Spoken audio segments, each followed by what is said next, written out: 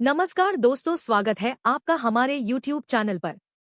क्या आपको पता है श्री कृष्ण की पत्नियां थी? भगवत गीता के अनुसार श्री कृष्ण ने 10 साल की उम्र में मथुरा छोड़ दिया था। इसके बाद वह कभी वृंदावन लौटकर नहीं आए। इसके बाद उनके जीवन में जो कुछ हुआ उससे जुड़ी कई घटनाएं मशहूर हैं। इन्हीं में से एक प्रचलित बात यह है कि श्री कृष्ण की 16,108 रानियां थीं। पुराणों के अनुसार श्री कृष्ण की 8 पटरानियां थी: रुक्मणी, सत्यभामा, जाम्बवती, नग्नजिति, कालिंदी, मित्रविंदा, भद्रा और लक्ष्मणा। ऐसे में कई लोगों के मन में सवाल उठता है कि फिर श्री कृष्ण की 16,108 रानियों की बात क्यों प्रचलित है। 16,108 रानियों की कहानी इससे जुड़ा एक प्रसंग बताया जाता है।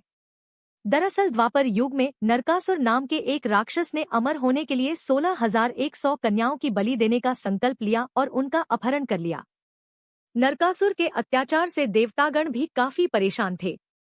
ऐसे में जब श्री कृष्ण के सामने ये समस्या रखी गई तो उन्होंने नरकासुर को सबक सिखाने का निर्णय लिया। उन्होंने अपनी पत्नी सत्यभामा को सारथी बनाकर नरकासुर से युद्ध लड़ा और उसका वध किया। इसके बाद सभी कन्याओं को नरकासुर के जाल से मुक्त कराया गया। पुराणों में बताया गया है कि कारावास से मुक्त होने के बाद ये कन्याएं जब अपने घर परिवार के पास पहुंची तो उन्हें अपनाने से इनकार कर दिया गया। समाज में भी उन्हें कई तरह के ताने दिए जाने लगे। इस सबसे आहत होकर ये कन्याएं अपनी जीवन लीला समाप्त करने ही जा रही थी। ऐसे में श्री कृष्ण ने उनका जीवन और सम्मान बचाने के लिए उनके साथ विवाह किया। तभी से ये कहा जाने लगा कि श्री कृष्ण की 16,108 रानियां हैं। तब भगवान श्री कृष्ण ने आश्वासन दिया कि नरकासुर का अंत निकट है। वहीं दूसरी तरफ नरकासुर अमरता का वरदान प्राप्ति हेतु 16,000 कन्याओं को बंदी बनाकर एक कारागार में डाल रखा था। कालांतर में भगवान ने 16,000 कन्याओं को नरकासुर के कारागार से मुक्त कराया, जबकि नरकासुर को वरदान प्राप्त था कि उसे कोई पुरुष मार नहीं सकता है।